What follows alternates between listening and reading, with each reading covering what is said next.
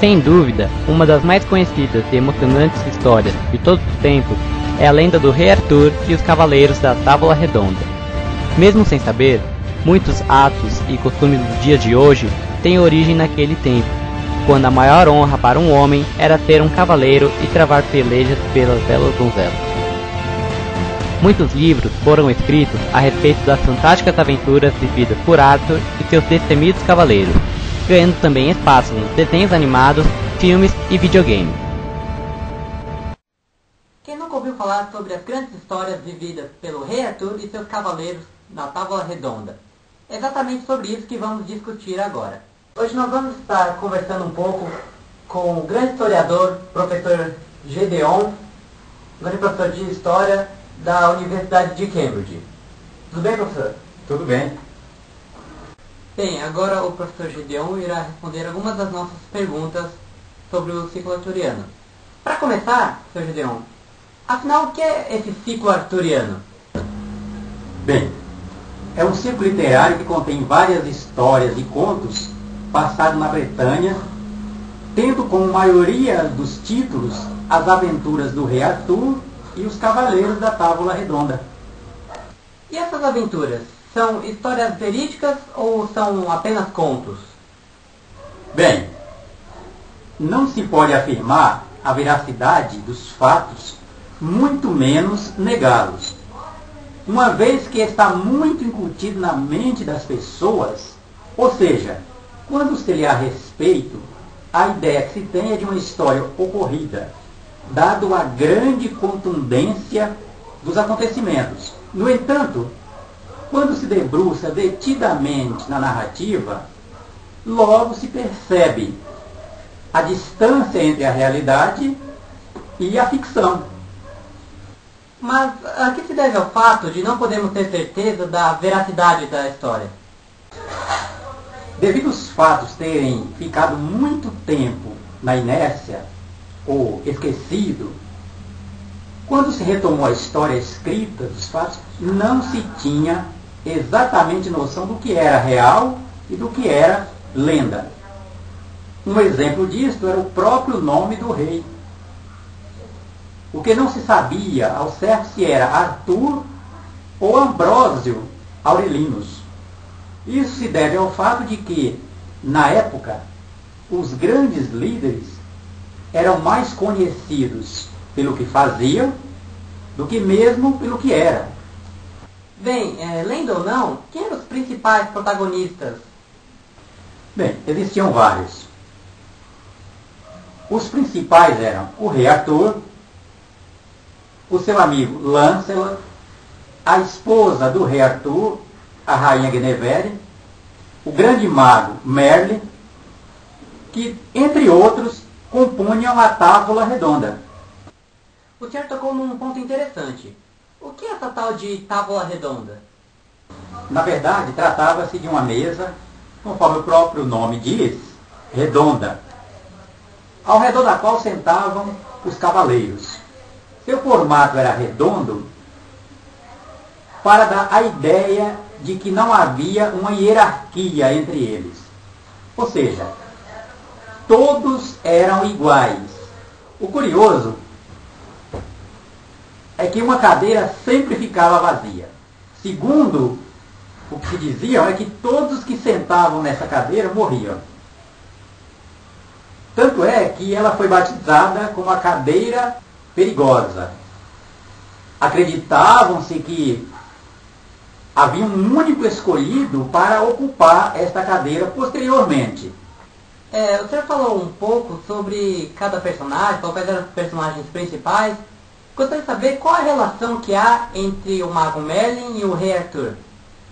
Bem, diríamos que um relacionamento familiar. Merlin era o tutor de Arthur, o qual lhe foi dado pelo seu pai, ainda criança, para criá-lo. O objetivo era de proteger o menino, Arthur, porque lhe era reservado uma grande missão posterior.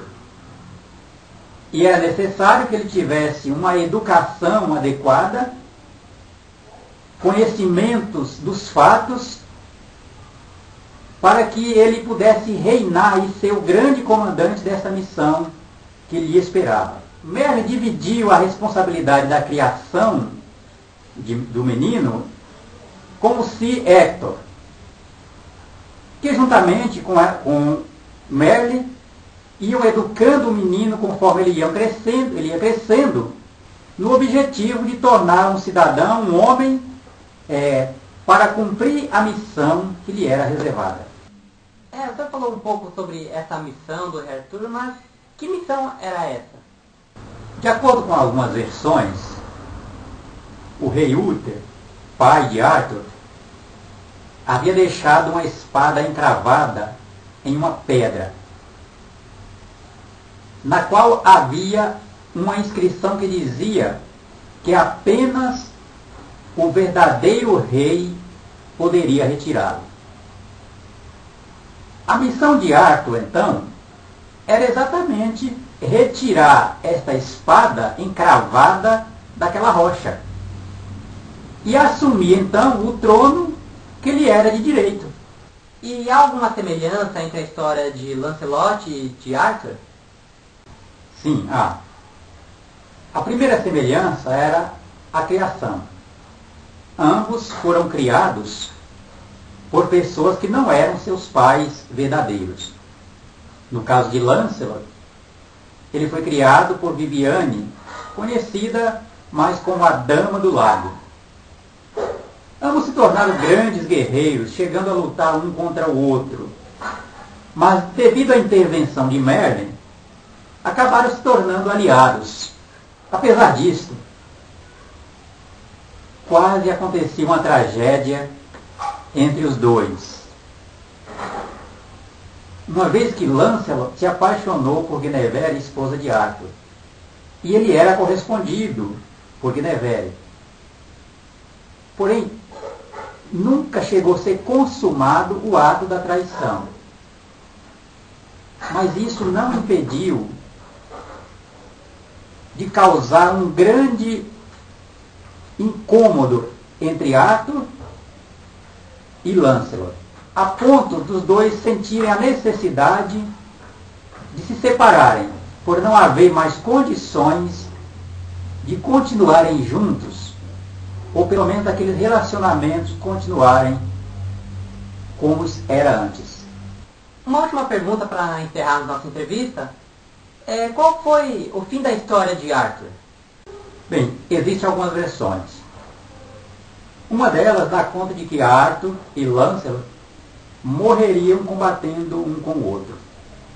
Outra versão diz que Arthur, após derrotar um oponente seu chamado Mordred, que mal sabia era o seu filho, ele foi a um lago junto de Bedevere, um dos seus cavaleiros, onde livrou de sua espada e entrou numa balsa e sumiu na neblina dizendo: "Quando Bretanha precisar novamente de mim, eu retornarei." Uma outra versão diz que Arthur morreria na batalha contra Mord e Lancelot vingaria a morte do rei derrotando Mordred. Professor, muito obrigado pela sua participação em nosso programa e até mais. Até mais.